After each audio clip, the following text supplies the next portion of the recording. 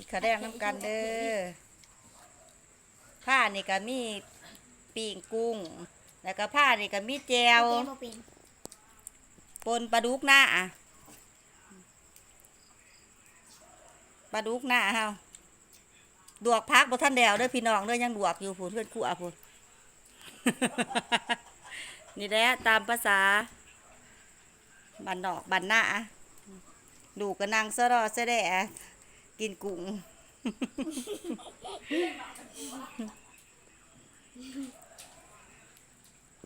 ตัวแสบแห้งก็ขึ้นนี่แหละปนปลา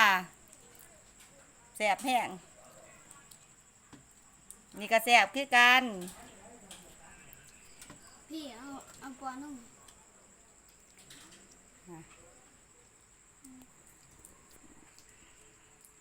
แสบบ่ดำแสบบ่สุกแสบมึงมาแต่มึงไหนมาแต่สักมึงไหนมาแต่สักแสบแล้วก็โยกโปโอ้ปุ่นแจวกับแจวซีฟู้ดจำกุ้งไฟดวกพักกับท่านแดวเนาะดวกหลอกกระเจียวพักบกทางนี้ก็บ่มีอีหยังได้มีแต่แจวซีฟู้ดเพิ่นทีมงานมักกินได้นี่มึงไหนมาแต่สัก